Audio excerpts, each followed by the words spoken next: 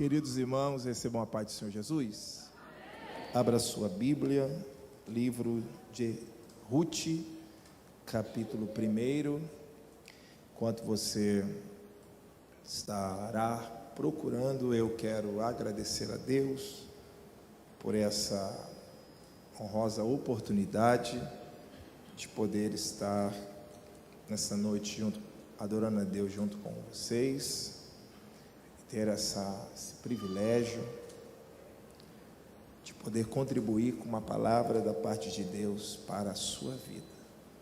Deus em Cristo abençoe sua casa, sua família, e lhe conceda muita e muita paz. Você recebe isso com alegria? Amém? Ao pastor Gustavo, né, França? A sua esposa e família, os pastores que auxiliam, aqui, o pastor Leandro, né? Também. Obrigado pela oportunidade. Transmito o meu abraço de gratidão por essa oportunidade, principalmente na sua ausência, confiando nos seus obreiros em exercício. Pastor Francis e a Ana Caroline, por isso que é melhor chamar Carol, né? São meus amigos, pessoas queridas, de muitos anos, e eu estou muito feliz de poder estar com vocês. Obrigado, viu, por tudo. Capítulo 1, o versículo de número 6. Se você identificou, eu sou carioca, congrego na Assembleia de Deus Vitória em Cristo, e eu trago um abraço do meu pastor local, o pastor Josias, e a pastora Dani, ao coração dessa linda igreja. Vocês recebem? Obrigado. Capítulo 1, versículo de número 6, está escrito assim: Então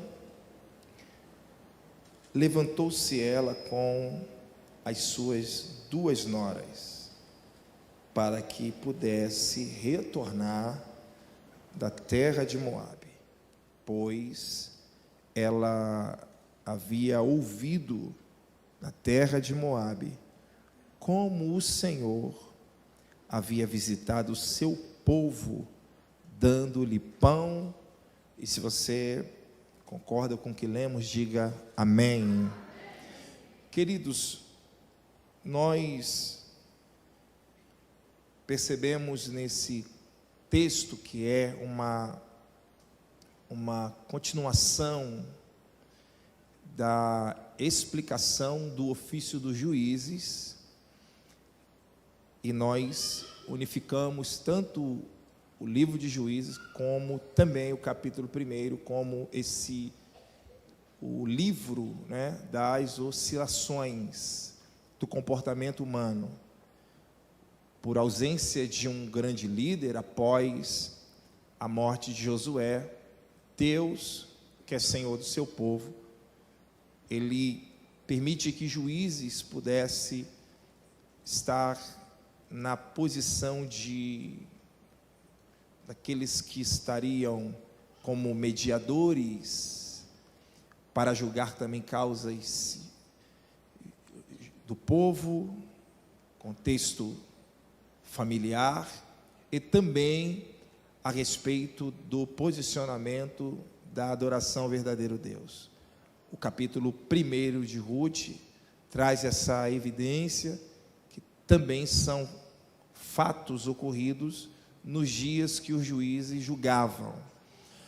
E essas oscilações, como exemplo, os dias pelos quais os midianitas, né, eles oprimiam Israel por conta desse comportamento, através daquilo que Israel cultivava, tinham como benefícios, e eles demonstravam uma incapacidade de manter uma fidelidade a Deus. E Deus, para disciplinar os seus filhos, para trazerem para o caminho do arrependimento, Deus permite que os midianitas, eles oprimissem Israel dentro de um prazo de 7 anos. Eram 7 anos pelos quais os israelitas trabalhavam, plantavam, e no período da colheita, os midianitas se aproximavam, e na perspectiva da visão dos israelitas, eles consideravam os midianitas como uma multidão de gafanhotos que vinham e devastava tudo. E nesse episódio, levanta-se um profeta para trazer o povo ao arrependimento. E Deus não escolhe de nenhum daqueles que estiveram construindo habitações nas cavernas, mas Deus levanta um homem chamado Gideão, que estava malhando trigo no lagar. Essa é a forma como Deus faz, e Ele escolhe, quem Ele quer para se posicionar para um tempo novo para o seu povo. Só que o capítulo 1, ele é também considerado essa oscilação pelas perdas que estão destacadas no capítulo. Em ocasião, nós temos uma família composta por Elimeleque, Noemi, Malom e Quilion. E uma das coisas que mais me chamam a atenção, e eu tenho certeza que vocês já leram essa história que é linda, é o que moveu o coração de Elimeleque em sair de Belém. O que moveu o seu coração não é a guerra, o que move o seu coração não é as invasões, o que moveu o seu coração é simplesmente um tempo de fome que chegou sobre a terra. E Belém de Judá foi tomada por essa crise. Claro, não explícito, mas entendemos que por conta dessa fome, muitas famílias se moveram, muitos saíram, muitos direcionaram, muitos criaram seus destinos, seus métodos para obter resultados para esse tempo de escassez. Só que especificamente esta família se destaca como alguém ou como uma família que, tendo na ocasião Elimeleque, que é o responsável pela família, é o pai de família, ele saiu. E uma das coisas também que eu acho mais interessante é aonde ele, ou para onde ele decide ir. Ele decidiu ir para as regiões ou a terra de Moabe. Então, ele tem um destino. Seu destino é explícito quando ele partiu. Ele leva consigo Noemi, ele leva consigo Malom e Quilion. Ele vai para Moabe porque ele entende que em Moabe é o local exatamente para ele obter coisas para esse tempo de escassez. E por conta desse ato de se mover pela necessidade, o texto revela que Elimeleque morreu, Malom e Quilion também morreram. Claro que eu não estou afirmando que eles morreram porque saíram, mas está percebendo como o capítulo 1, ele mostra alguém que se move por necessidade, e não por propósito.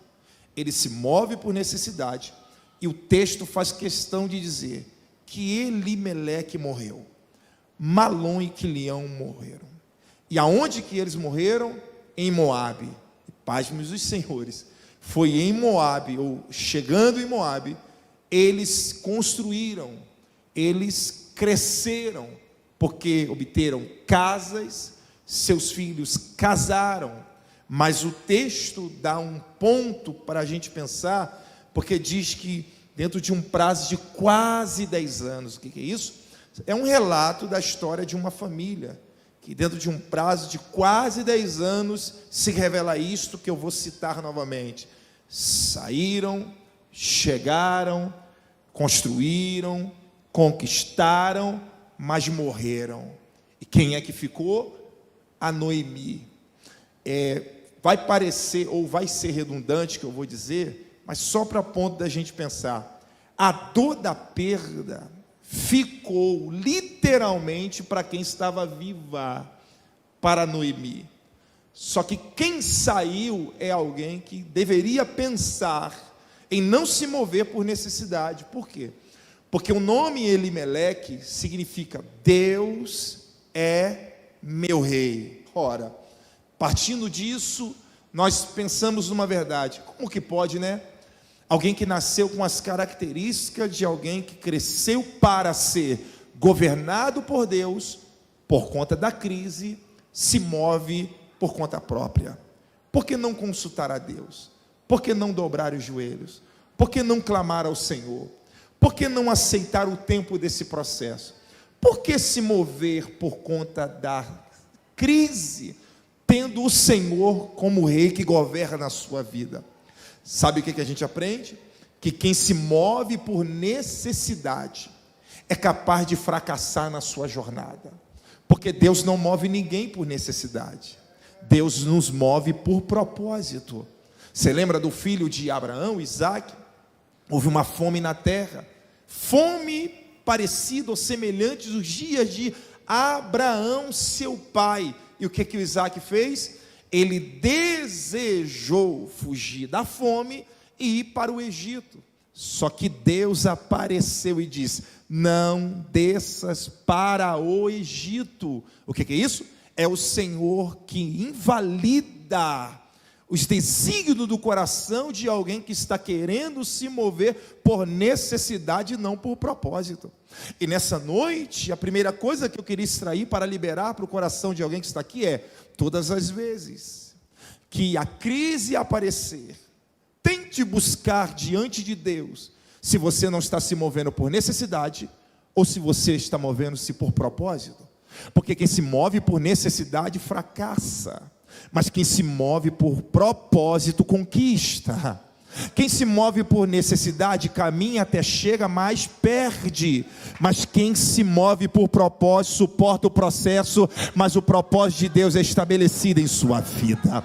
Você recebe essa palavra nessa noite, porque você nasceu especificamente para ser governado por Deus e governar tudo que Deus entregar nas suas mãos. Então, nesse tempo de dificuldade que quem sabe você está enfrentando, Deus me trouxe aqui para te lembrar: não se mova por conta das necessidades, se mova por propósito, porque o propósito vai te levar a um nível de experiência que você nunca imaginou que poderia ter na sua vida. A Noemi ficou. Outra coisa interessante é que, Carol, o nome Noemi significa agradável. Sabe qual é o mais lindo, irmãos? É que quem saiu é agradável. A agradável saiu porque ela está debaixo de obediência. Você precisa pegar isso aqui, acreditando que o Elimeleque, que nasceu para ser governado por Deus, tem uma direção. E deixa eu fazer uma pergunta: quem aqui iria questionar Elimeleque?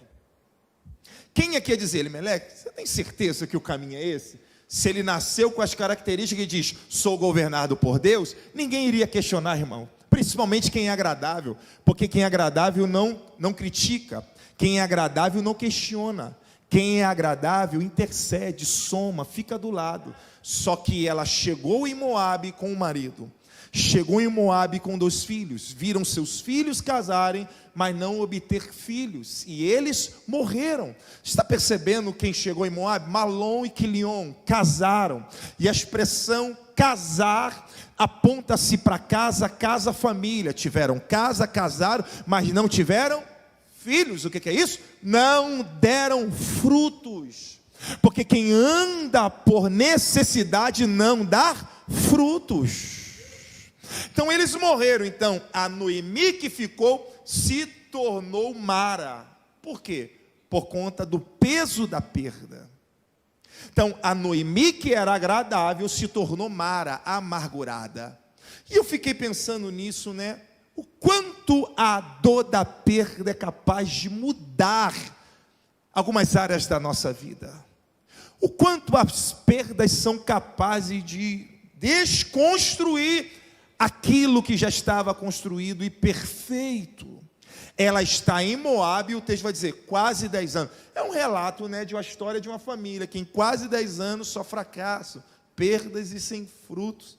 Só que o texto vai dizer assim, irmão: e ela se levantou com as suas 2 noras, para que pudesse retornar da terra de Moabe.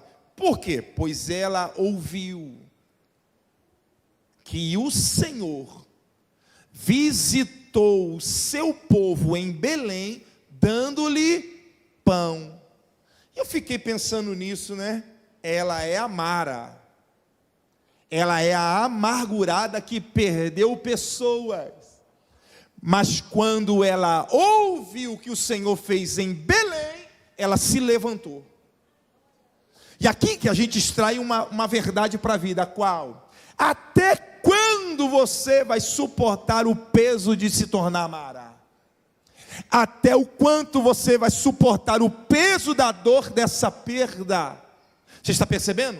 O que fez ela mudar radicalmente não foi o pão, mas o que ela ouviu. E o que ela ouviu? Que o Senhor visitou o seu povo dando-lhe pão. Maurício, então ela se levantou pelo pão. Não, ela se levanta por aquilo que ela ouviu. Por quê? Porque o pão não foi para ela, o pão foi para os outros.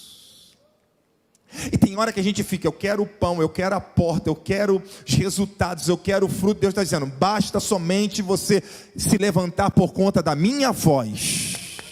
Porque o pão acaba, mas a minha voz é permanente. Eu posso liberar uma palavra para você? Hoje você vai mudar radicalmente por causa da voz do Senhor. Hoje Deus vai mudar o seu destino por causa da voz dele. Porque a voz dele ainda é única, a voz dele ainda é perfeita, a voz dele ainda é plena. Te prepare, 2023 é um ano de mudança radical em muitas áreas da sua vida, por causa da voz dele que está bradando no seu ambiente de dor. E ela se levantou. Então, nesse período de quase 10 anos, quanto tempo, irmãos? Quase 10 anos, quanto tempo? Quase 10 anos. Quase 10 anos não são 10 anos. Foi no quase. Eu acho isso lindo, por quê? Porque passou o primeiro ano, segundo ano, terceiro ano, quarto ano, perdeu o marido, perdeu o filho, está triste, se tornou quem não queria, e o tempo está passando. Só que olha o tempo que chega, no quase. Eu não sei se faltava alguns meses, eu não sei se faltava um mês, eu não sei se faltava algumas semanas, eu não sei se faltava alguns dias, eu não sei se faltava algumas horas, eu não sei se faltava alguns minutos, alguns segundos, eu não sei quanto tempo, só sei que veio no quase. O quê? A interpretação da voz do Deus que fala veio no quase. Por quê? Porque Deus é especialista em quebrar ciclos viciosos de tristeza. Só para levantar um filho dele. Posso ser profeta para alguém que veio? Posso? Então levanta a sua mão para receber. Deus não vai permitir mais um ciclo de tristeza. Eu sei que o mês do ano passado do carnaval você chorou, mês passado você chorou, alguns dias você chorou, mas Deus não vai permitir mais um ciclo de tristeza, mais um ciclo de angústia, mais um ciclo de derrota. Ele vai falar e você vai se levantar, porque Ele fala. Ele quebra ciclos. Deus está quebrando ciclos nessa noite. Deus está quebrando ciclos de tristeza. Quem sabe você vinha no culto, saía, voltava para casa e ficava chorando pela mesma coisa. Mas Deus está dando um basta hoje.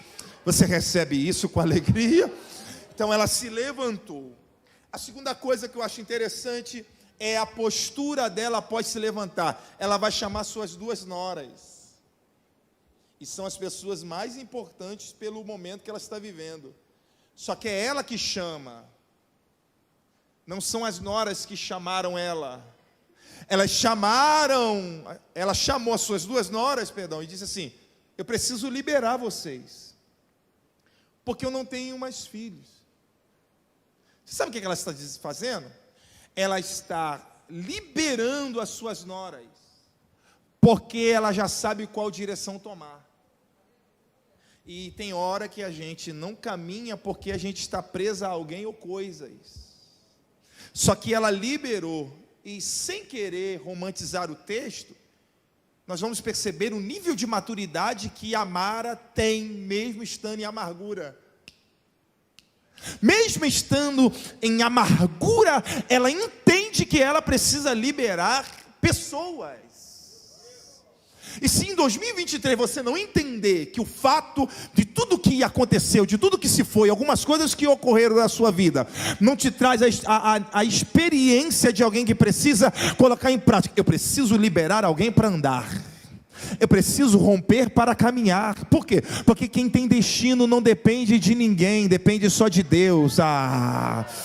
Olhe para alguém e diga assim: Deus está lhe ensinando, nesse momento de dor, que a sua maturidade é bem maior, ao ponto de você ter coragem de liberar alguém.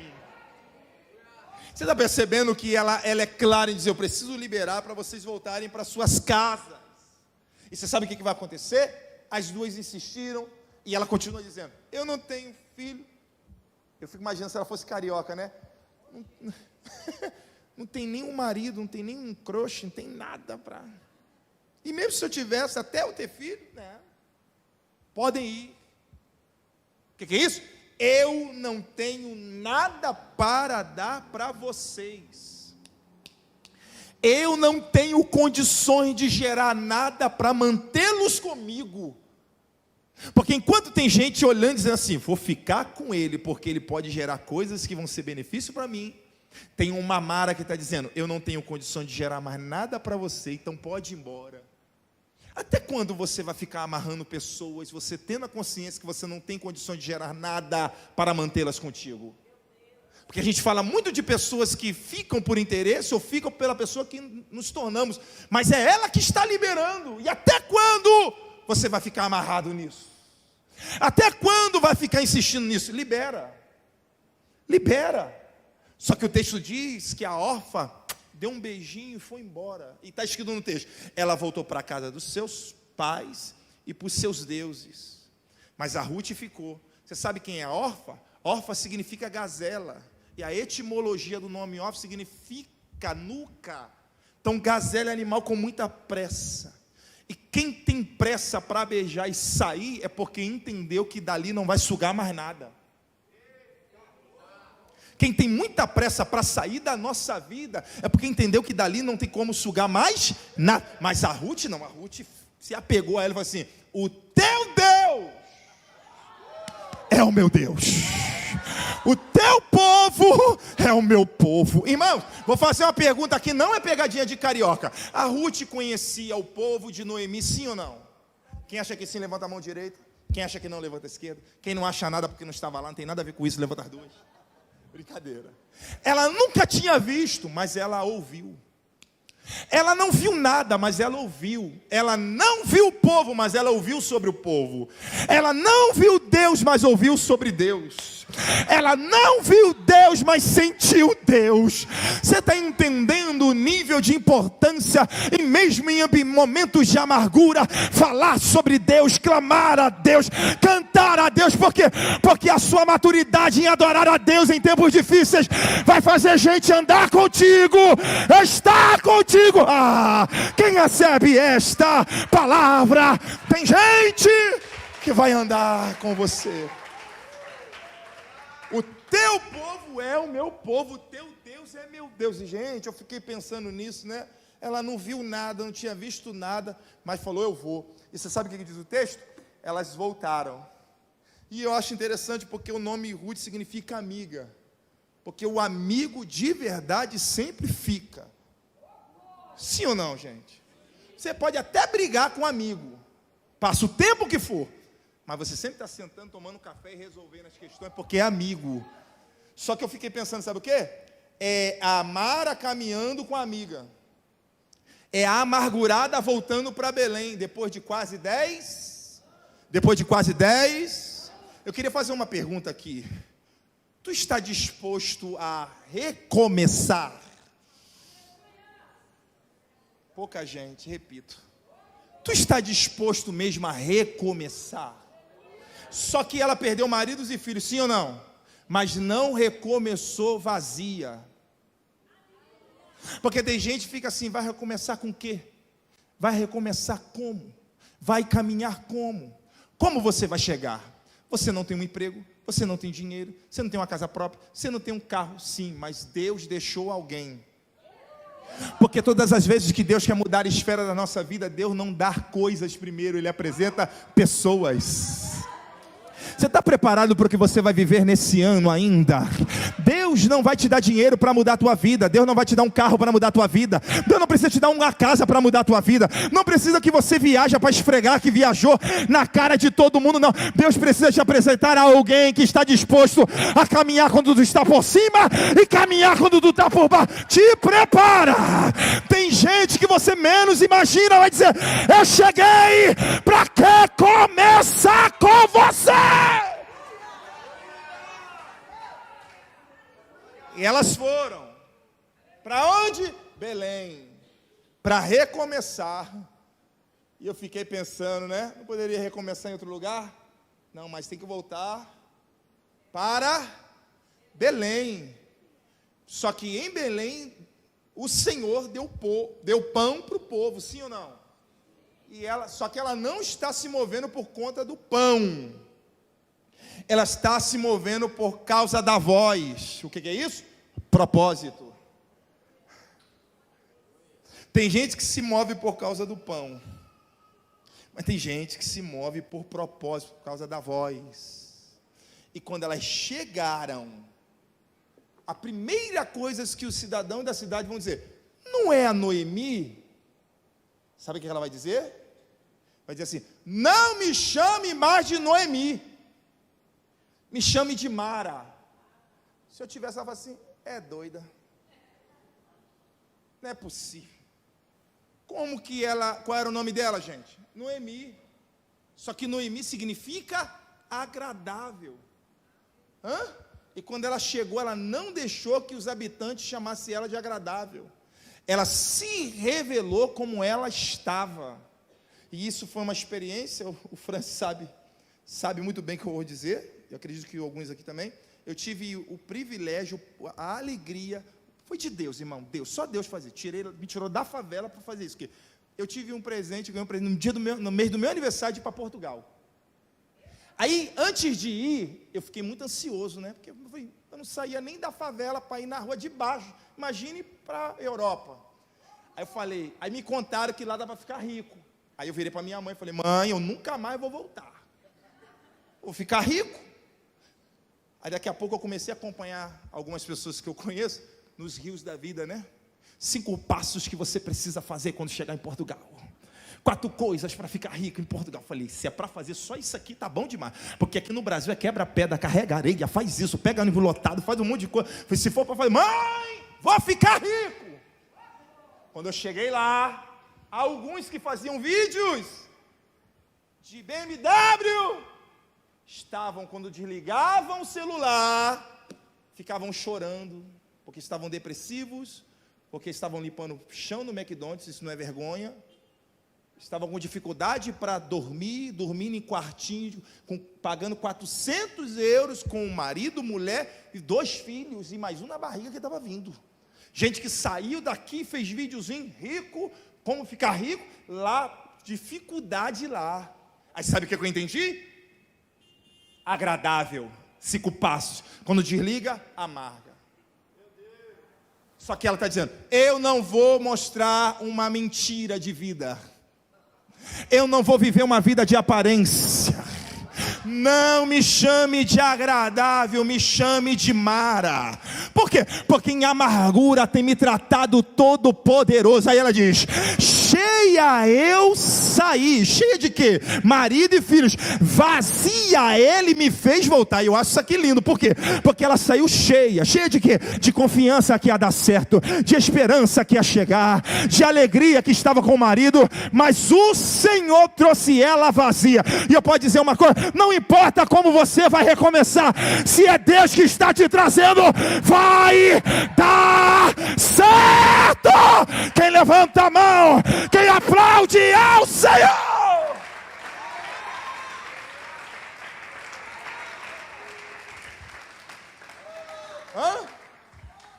Aí depois que eu vi isso, o que eu fiz? Liguei para minha mãe e falei: não vende minhas coisas, daqui a 30 dias eu estou aí. Por quê? Não dá para ficar rico aqui não, vou embora. Agora deixa eu mostrar só mais uma coisa aqui para a gente encerrar.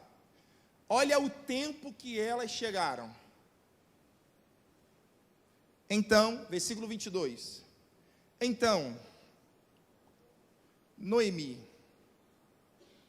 retornou e com ela Ruth, a moabita, sua nora, os quais retornaram da terra de Moabe e vieram para Belém, no início da colheita da cevada. Só porque essa irmã deu eita glória, eu vou repetir. No início da colheita da cevada. Espera aí, gente. Deus tirou ela do quase mais um ano de tristeza. E Deus trouxe ela para o início de uma grande colheita. Não, pensei que você ia ficar feliz, eu vou repetir. Eu repito. Repito, porque isso aqui merece um aleluia para Deus. Deus tirou ela do quase mais um ano de tristeza, e Deus trouxe ela para o início de um ano de uma grande colheita. Eu posso liberar a palavra então? Posso? Então levanta a mão para receber. Deus vai quebrar ciclos viciosos e vai te trazer para um ano de um início de uma grande colheita. 2023 não é ano de fracasso. 2023 é ano de uma grande colheita.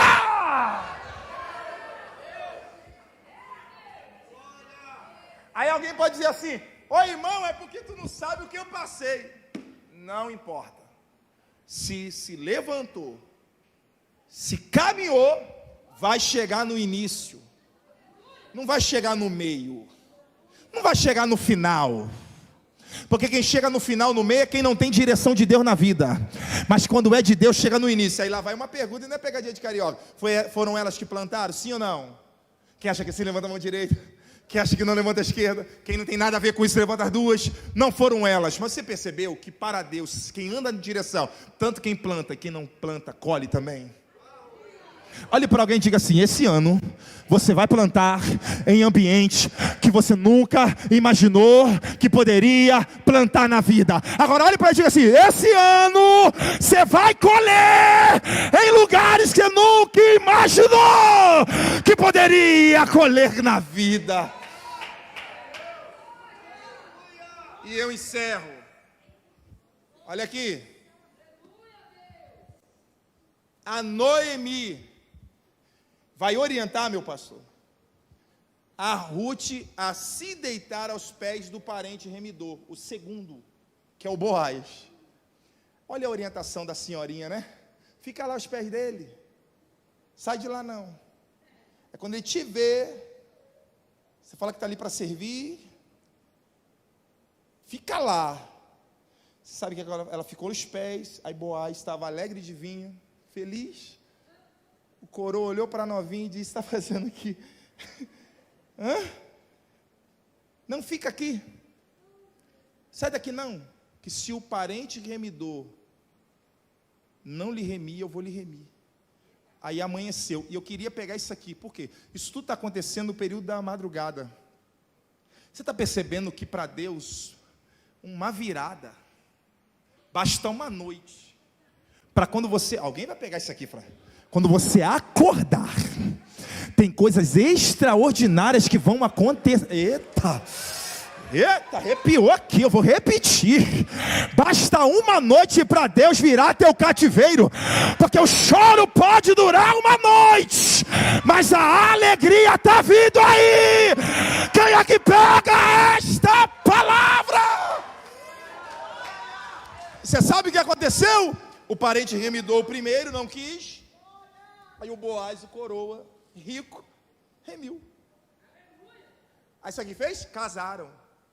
Quem casou? Boaz com Ruth. Aí teve um filho. E qual foi o nome do filho? Obed. Mas peraí, a Ruth casou com um dos filhos de Elimeleque e não teve filho. Aí a Ruth vai casar com Boaz e teve um filho. E sabe qual é o nome do filho? Obed. Aí Obed cresce em Belém, suporta a crise em Belém, tempos bons em Belém. Aí casou também, cara. Aí teve um filho. Qual é o nome do filho? Jessé. Aí Jessé cresceu também, casou também, teve uma penca de filhos. Desculpa, linguagem carioca. Teve um monte de filho. Aí dentre muitos filhos, fez um filho lá também que se chamava Davi. Mas lá o Evangelho de Mateus diz que Jessé gerou o rei Davi. Espera aí, gente, espera aí. Elimeleque significa Deus é meu rei. O que um rei faz? Governa, reina. Elimeleque saiu, deixou de ser governado por Deus para governar sua própria vida, pereceu. Aí vem a Ruth, casa com Boaz, Boaz tem Obed, Obed Jessé, Jessé o rei Davi. Vou repetir só para tu dar um aleluia. De Boaz, Obed, Obed, Jessé, Jessé o rei Davi. Você está percebendo que o governo de Deus voltou de novo para aquela família? Você precisa pegar isso aqui. O diabo quer tirar o governo de dentro da tua casa, quer tirar a autoridade de dentro da tua casa, quer fazer uma bagunça dentro da tua casa, mas por conta da tua capacidade de entender que precisa recomeçar, te prepara. 2023 é ano do governo de Deus. Voltar para palmadaço. Quem é que pega esta palavra? Quem tem glória, dá glória. Quem tem aleluia, dá aleluia. Quem pode aplaudir ao Senhor?